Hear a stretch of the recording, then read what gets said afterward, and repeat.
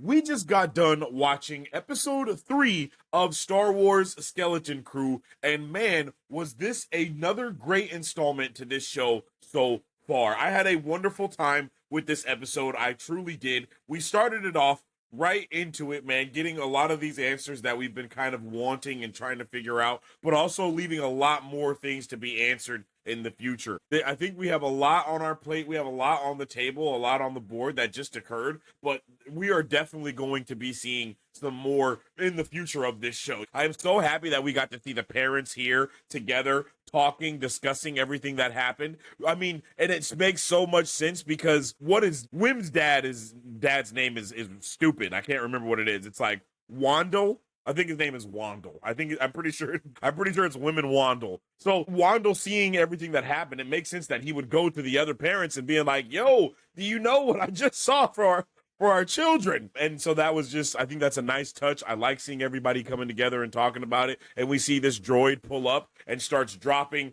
crazy knowledge. I'm going to pause it one of these places so I can see what's going on. But yeah, the supervisor basically said he's unable to make any contact with anybody because it will breach protocol that the supervisor has already put in place. So it's very interesting to see that. He says there's that contact outside of the barrier is forbidden. They want to talk to the supervisor immediately, and I do think that that is something that we will get a lot more answers to in the future. We even hear the kids talking about their parents' jobs in this episode, talking about, man, well, what the hell is it that we're actually doing on Atten if no one knows what it is and everybody is protecting us and all these other things? What is it that we are really doing if this is here and this is going on? So really good questions that I was excited to see that the kids were asking very early, and it was awesome to see this pirate place again.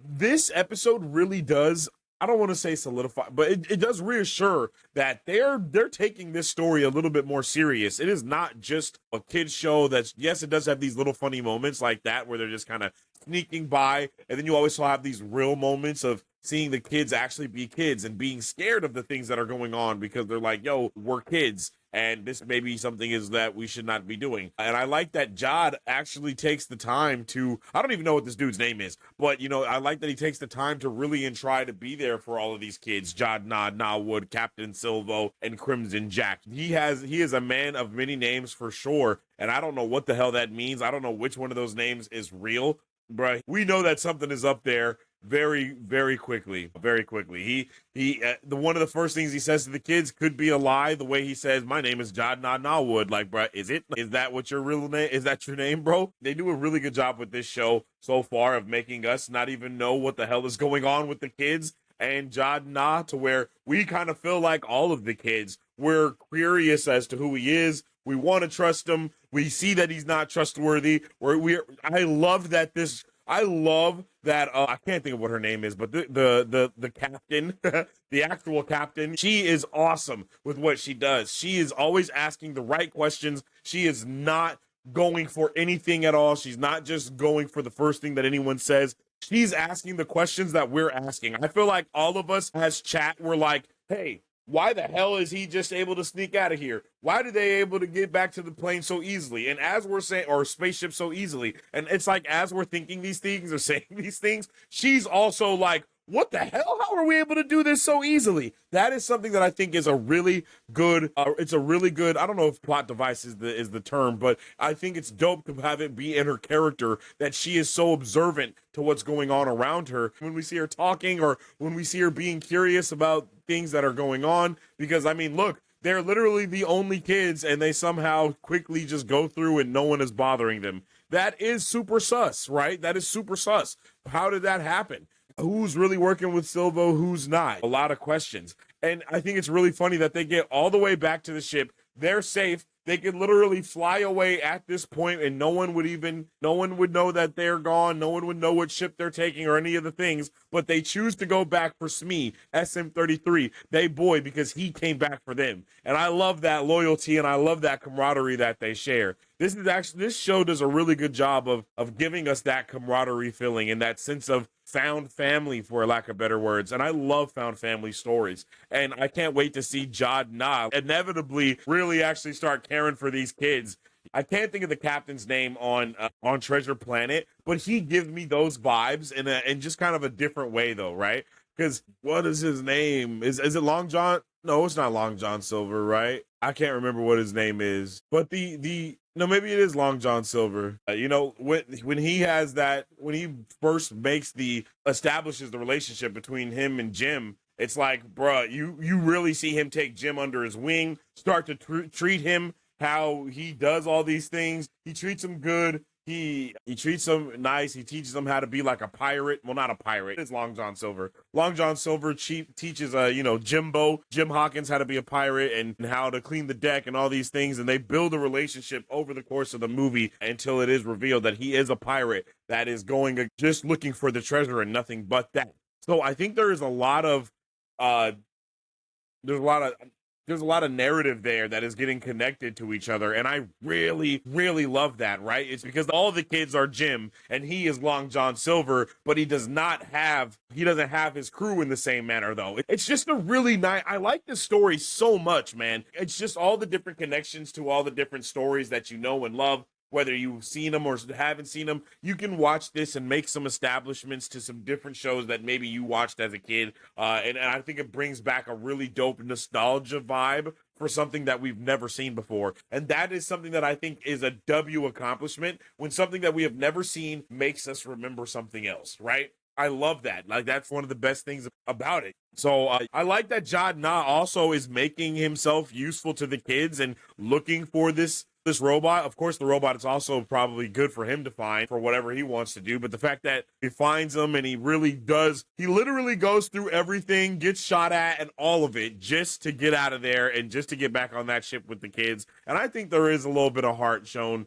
in that fact. I think that's a good, I think there's a little good heart in there underneath all the bullshit. He could be using magnets, string, a repulsor, anything. And it's like, yeah, that's very true. We've already seen a fake Jedi using magnets so far, right? So it's not outside the realm of possibility that he is doing something very similar to that. And I would like to know if it's possible, but I don't know how possible that is. I love the way all of them, I love the dynamic of them together and them with Jad Na. All of it just combined it just works, man. It just works so well. And then again, we have these moments where they will go the distance of making that it's not just a regular kid show. As this thing whips back, look at the destruction it causes. That dude is dead. The person that just got hit is unequivocally dead. He's gone. So that's what I like about this show. You still have those moments where you're like, oh my God, is everybody okay? And you really don't know if everyone is okay or not. And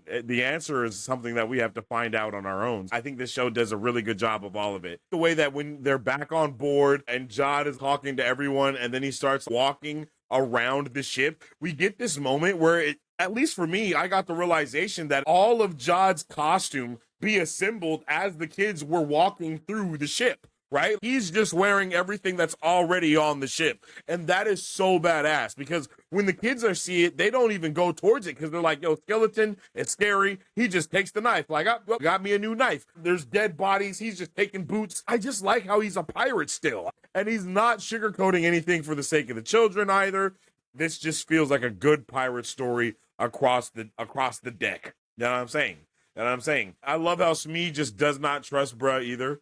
I love how no one trusts him. And then we get Neil. Neil is such a good guy because he's basically able to repeatedly be the source of the wisdom of the group. All right, well, let's think about this. My mom does this. Your mom does that. Your dad does this. So what does that all mean? He's the only one that's actually been paying attention in school, and they've all been going to school. He keeps mentioning the great work. He knows what's going on. Well, he may not know, but he can piece it together a lot more than anybody else can. He has the secret code. He has the secret sauce, and that's awesome. I love that Neil is able to be the brains of the operation and basically continue to get the characters together. We had a really good moment between. I'm sorry, there's so many names for these characters. Let me see. KB. I love the moment of KB and Jad Na Nawood. Their little moment of just talking together and how she's like, yo, you're most likely not a Jedi. And he's like, you don't trust me? And he's like, no, I don't trust you at all. And he's like, well, trust your gut. And then I like the callback that we get to that later with the owl lady who's like, don't trust your gut. trust your brain, trust what you see, like trust what's going on around you. And then we see him do a little bit more of his space magic, man. I don't know what's up with Jod, but let me know if you guys think that he can actually do the Force. Can he, is he Force sensitive for real? Or is he doing some type of trick? Or is it some different type of force that's going to be introduced or something? What do we think is going to happen there? I love this beautiful moon. This show is cinematic as they're flying through space. Look how incredible this is that they fly past the planet and then they just scrape over the moon right here. Damn, bro. They really are they put a lot into this because it looks incredible. It truly looks breathtaking, and I love every ounce of it. As we land on this other planet where Jod Nawood's new friend is, we meet them, and I don't know what type of person they are. I don't know what type of species that they are in general, but it was, again, we get some of these little funny moments of seeing them all together and just kind of like walk together. And I love the way that she immediately is like, yo, he's here and he has children with him. He must have kidnapped them. He must be such a terrible guy for that to be the first thing she goes to. And she just believes it with all of her heart that he has kidnapped the children. There's nothing that is deterring her from believing it. Not even the kids who are like, yo, he saved us. He's like, yo, she's like, oh, bro, he's gaslighting the children. Oh, no, because again, we don't know if we can trust Jod or not. Here we get to find out a little bit more. We get a good amount of lore here surrounding At-Aten, and we find out there is no map for At-Aten because their home is purposely hidden from the rest of the galaxy, is what we find out. So there is no map to At-Aten at all, but the scroll that she has depicts the jewels of the old Republic, something that I haven't really heard before. And it's planets of wonders that are basically kept hidden from the rest of the world. And I don't even know how that's possible. I've really never heard of that before in Star Wars, but I'm also not a Star Wars lore junkie like some other people may be. So I don't know if we've heard of the secret planet thing, but it definitely sounds dope. And I think it's a really good addition to this story. And I could even see that maybe coming up for Thrawn or something. Thrawn being on one of these planets trying to stay hidden. I just loved how she's like in this planetary dome system and how smart she is, tapping into all of the knowledge of the galaxy. And then she's like, yo, there's thousands of worlds. And she's like, thousands of worlds? She's like, well, there's more than thousands, but I have things from thousands of worlds. Like damn. And then we find out how separated from the rest of the galaxy that these kids have actually been. They don't know anything. They don't know Alderaan has been destroyed. It's crazy to even think that. And they're in school and they're learning stuff and they're studying things. And if they're not studying the history of what's going on, like, well, what the hell does that mean then? So I like that we're getting all these new things and new additions and all these other plot threads that can also build up to the future of Star Wars that we're going to be getting very, very soon. And I like that Fern is just stern with what she does. And then again, this is really what I wanted to know what was going on. She said something about the logo, and I really want to dive into that. And she says, I've never seen Palmerish numerals used in Proto-Republic artifacts.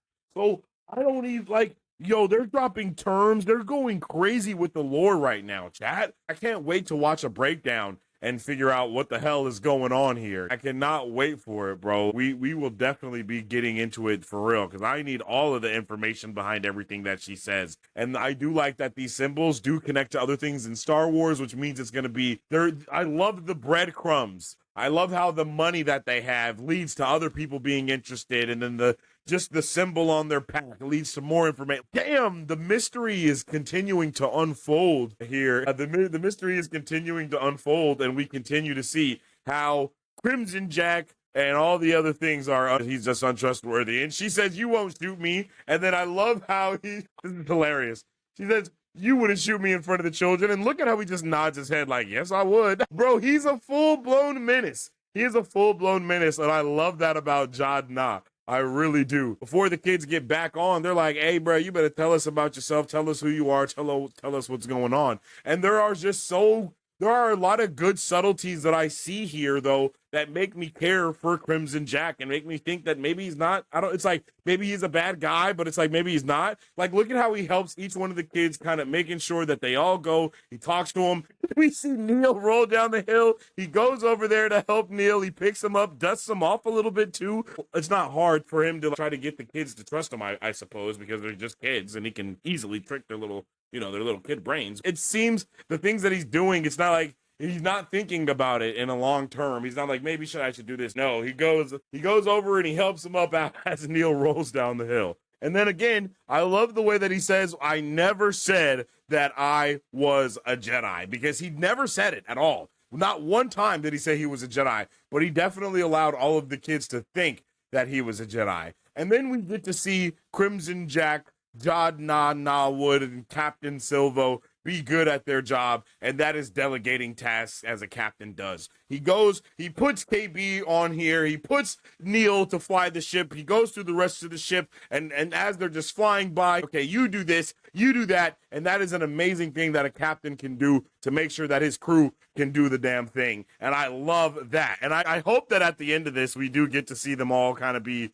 pirates in a way. I know that would be dark because that means they would never go back to their family again, but I think that would just be a cool thing to have in Star Wars. Just Captain Crimson Jack and his little merry band of little demons. I don't know. Look at how awesome, how just amazing this is, and how hyped these kids are for everything that they're seeing and what they're doing. We see Fern, we see Wim, and they are eating up every single minute of it, chat. Like, yo, I love that we get all of the answers that we needed. He's not a Jedi. Jod Na Wood cannot be trusted. He is Captain Silvo. We get all the answers out the way because those questions are not the big questions of the plot. Those are just kind of the little subplots along the way to get us from episode to episode, to get us from reveal to reveal. And again, this show is beautiful because this dogfight that they have in space is it just looks nice. As they're flying through, look at that. The cinematography is truly breathtaking, man. It's truly breathtaking. The ships look awesome.